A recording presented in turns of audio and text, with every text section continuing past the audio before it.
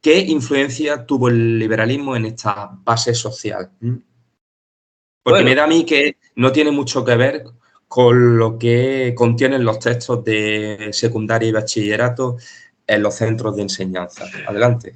Mucho me temo que no tiene que ver nada. Vamos, hemos sacado incluso un libro para tercero de la ESO, que lo digo para que la gente también lo acceda a él, porque es gratuito, se baja desde internet. Es Historia con texto. Yo lo recomiendo muy, muy efusivamente. Aparte hijo mío, porque el artículo sobre el 19 es mío, pero en fin, bueno, lo digo para, en fin, como auto-orgullo, ¿verdad? Pondré el enlace también en la descripción, sí, conozco esa, además, de forma totalmente desinteresada, ¿no? Para hacer esa batalla que no me gusta llamar batalla ideológica, porque nosotros creo que coincidimos en eso, no estamos en el terreno de la ideología es algo moderno, pero sí es cierto que es una batalla por las ideas, porque actualmente está monopolizada la educación, ¿no? En base a una idea que ya todos conocemos. En fin, bueno, volvemos a la tercera pregunta, la relación en la base social con este liberalismo que has descrito, Cesario. Bueno, en América, a lo largo de la conquista, España literalmente se expandió en todos los ámbitos, incluidos los relativos a la organización social y política, justo en un momento de gran ebullición social que, consiguientemente, también propició, en esencia, los mismos grandes cambios en la propia península, en una acción que remarca la esencial unidad entre las Españas. Y es que, en esencia, ese trasplante que señalamos existió en América, lo era de una esencia nueva, incluso en aquellos términos que, como la encomienda, se implantaban en América mientras eran erradicados en la península. La implantación del nuevo derecho no representó así la eliminación del derecho autóctono, sino la organización jurídica que acabó vertebrando toda la sociedad y que procuraba facilitar la vida civil con el reconocimiento como República de Indios a aquellos que deseaban permanecer más apegados a sus costumbres ancestrales, que tampoco se les obligaba a cambiarlas. República de Indios que, como las villas y las ciudades, estaban dotadas de un cabildo cuyas resoluciones tenían validez legal tras haber sido aprobadas por el corregidor correspondiente. Contrariamente a lo que luego haría el espíritu de la Ilustración, tanto el derecho consuetudinario indígena como ciertos aspectos de la organización social y política de las comunidades eran debidamente atendidos y no en pocas ocasiones asumidos, aún chocando con los intereses de determinados sectores de la población española. Se preservaba así en todo lo que no contradecía el justnaturalismo, las costumbres locales que en no pocos casos prevalecían sobre la legislación específica de Indias. Ante semejante pensamiento totalmente plausible, se impone la realidad y que queda complementada con el hecho de la redacción de las leyes, siendo que el estudio científico del derecho se inicia en el año 1551 en las universidades de México y de Lima, que habían sido fundadas ese mismo año. La de México contó con las cátedras de cánones, decretos, leyes e institutas, y la de Lima de leyes, institutas, prima y víspera de cánones. Estudios que no tuvieron parangón en las universidades que los europeos fundaron en América, porque, como hemos dicho ya anteriormente, sencillamente no fundaron ninguna. Y en el momento de la invasión napoleónica, cuando las comunicaciones transatlánticas estaban casi decapitadas, los españoles americanos tuvieron especial significación en las instituciones, siendo que hasta 6 de ellos fueron presidentes de las Cortes de Cádiz.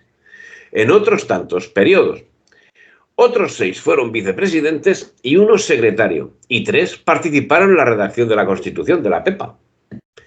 13 novohispanos asumieron la más alta representatividad en las Cortes de Cádiz.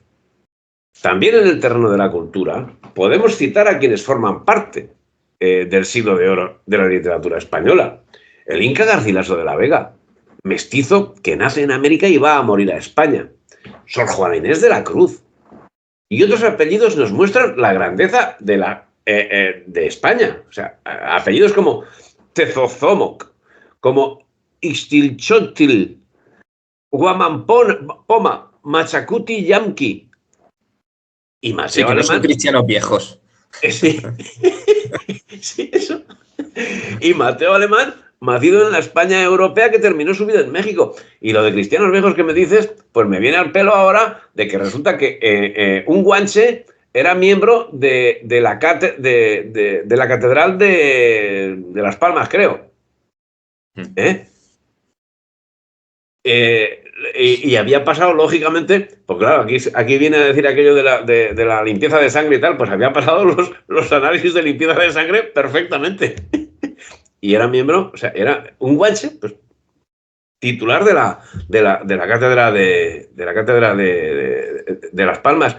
Y el primer catedrático negro. Sí, por supuesto. En fin, o sea, hay más cosas, y muchos más. Pero en fin, no nos vayamos por ahí, me voy yo solo. O sea, no, pero que son ejemplos prácticos, ¿verdad? Sí. Porque luego tenemos que esperar, César, 400 años más para encontrar cierta analogía en los países anglos protestantes, ¿no? Dígase Bélgica, Inglaterra, Holanda.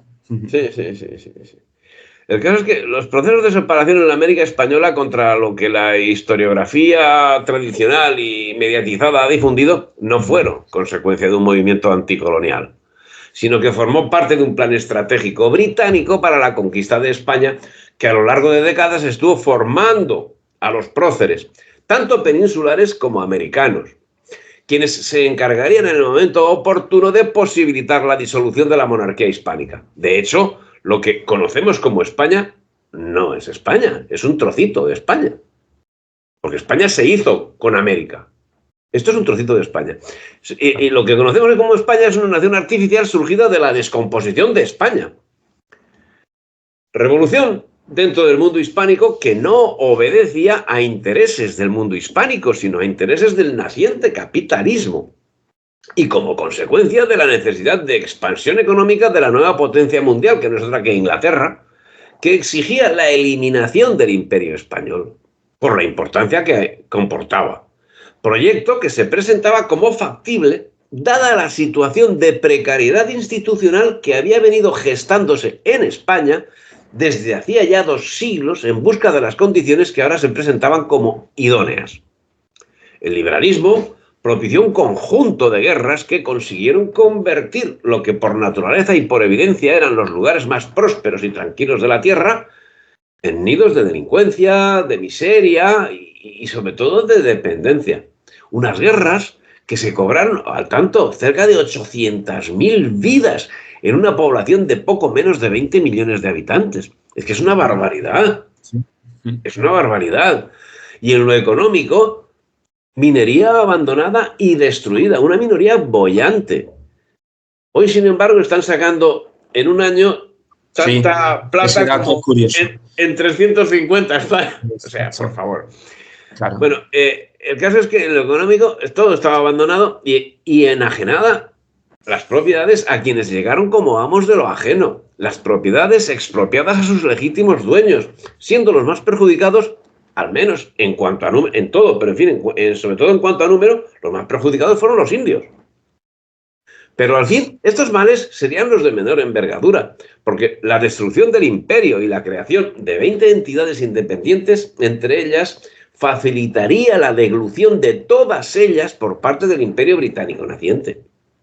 Desde España hasta Filipinas, quedarían todas las Españas no solo destruidas, sino enteramente colonizadas por ideas y por capital británico que alcanzaría desde la producción agraria hasta la industria, allí donde permitieron construirla. Porque donde existe industria es que la han permitido. Aquí nos han prohibido hacer cosas. En México tienen prohibido tener submarinos. Aquí nos han prohibido construir misiles, etcétera, etcétera, ¿eh? Bueno, y hasta el día de hoy yo creo que hay un punto de conexión con la reclamación de Groenlandia por parte de Estados Unidos, ¿no? Al fin y al cabo es la misma modus operandi, parte de la misma mentalidad, ¿verdad? Sí. Doctrina Monroe, etcétera. Efectivamente, sí. Si el destino era común antes de la separación, o sea, mi conclusión es que el destino siguió siendo común tras ella. Sí. Las élites políticas y económicas aprendieron a mirarse en el espejo británico y a depender de sus instrucciones.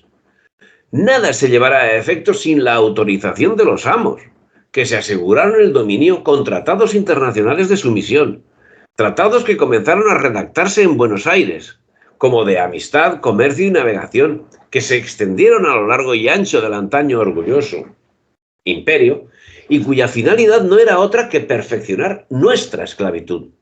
Tratado de amistad que los próceres jaleaban sin rubor, con proclamas como la de Juan Bautista Alberdi, cuando reclamaba que cada afluente navegable reciba los reflejos civilizadores de la bandera de Albión, que en las márgenes del Pilcomayo y el Bermejo brillen confundidas las mismas banderas de todas partes que alegran las aguas del Támesis, río de Inglaterra y del universo. Eso decían los libertadores. A todo esto hay que añadir que tras la separación de España, los indios pasaron a ser perseguidos y expoliados. Y todo como reflejo directo de la actuación británica a lo largo y ancho de su imperio. Y es que además de la hispanidad en su conjunto, de la patria, ¿quiénes fueron los grandes perdedores directos de este sinsentido? Los indios, que desde entonces, cuando dejaron de ser súbditos del rey de España, fueron ignorados por una república levantada según el modelo de la sociedad liberal. Y todo aquel que no perteneciese a la oligarquía. Pero de todos estos desastres, alguien sacaba beneficio. Los británicos en primer lugar, como venimos observando, y los usenses, y los franceses, y los oligarcas locales, como no podía ser de otro modo. Las comunidades indígenas sufrirían las reformas introducidas por el gobierno a mediados del siglo XIX.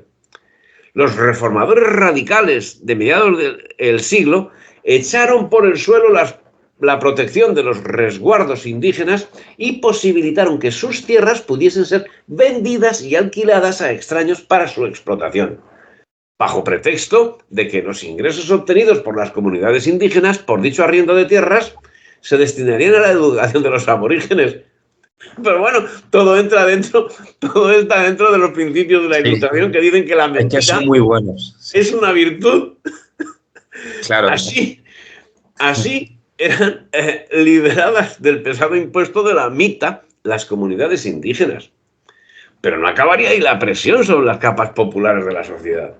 Poco después, la libertad de comercio de 1853 trajo la invasión de manufacturas inglesas, lo cual significó el cierre de los talleres artesanales que habían gozado de protección real durante el Imperio Hispánico. Por efecto de los empréstitos británicos, casualmente en manos británicas desaparecieron las pequeñas propiedades y poco a poco los diversos estratos de la población, desde los criollos no oligarcas hasta quienes habían creído las palabras de los libertadores y sobre todo las comunidades indígenas, se vieron obligados a malvivir en los arrabales, comiendo su miseria. Así, más aceleradamente que de modo pausado, la vida económica y la vida social, que había sido puntera mientras estuvo unida a la patria, pasaba a desarrollarse como elemento subsidiario de la banca extranjera. ¿De qué modo iba a desarrollarse esa vida a partir de ese momento? Era la expresión de la Edad Media rediviva.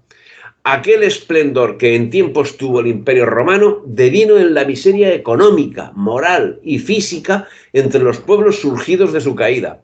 Y la experiencia se repetía con la nueva invasión de los bárbaros, que si en esta ocasión no llegaron a destruir las esplendorosas ciudades construidas al amparo del Imperio Hispánico, salvo excepciones como Buenos Aires y Bogotá, sí destruyeron los obrajes y las industrias locales y crearon a su alrededor una ciudad de chabolas, o poco menos, que desasosiegan al visitante y lo dejan perplejo al constatar la existencia de lo que hoy ya son cascos antiguos, perfectamente identificables con ciudades de la España peninsular, rodeados de inmensas zonas urbanas indignas de convivir con aquellos.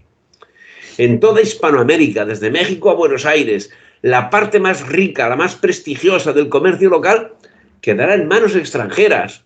Después de 50 años en Buenos Aires o Valparaíso, los apellidos ingleses abundarán en la aristocracia local. Aún fuera de los puertos, la situación de los comerciantes extranjeros era de privilegio. En su viaje a México, al comienzo de la década de los 40, un viajante podía notar cómo en todas partes de las casas más ricas de los pueblos habían pasado a manos de comerciantes ingleses. Así, la ruta de Liverpool reemplaza a la de Cádiz y sus emisarios pasan a dominar el mercado. El cambio, sin duda, no se detiene aquí. El comercio con Inglaterra, ahora sí metrópoli, es muy distinto del comercio anterior existente dentro del mercado español. Nunca parece más diferente que en sus comienzos, entre 1810 y 1815, cuando los comerciantes ingleses buscan a la vez conquistar los mercados y colocar un excedente industrial cada vez más amplio. Son los años de las acciones audaces, cuando los mercaderes aventureros rivalizan en la carrera hacia las comarcas que la guerra va abriendo, en las que quieren recoger la crema del mercado. En esos años es destruida la estructura mercantil heredada y todos pasan a servir los intereses del comercio depredador instaurado por el liberalismo. Los otrora territorios boyantes, los otrora sociedades orgullosas, pasan a convertirse las unas en factorías al servicio de la metrópoli y los otros en siervos que esperaban perrunamente atentos las caricias del amo.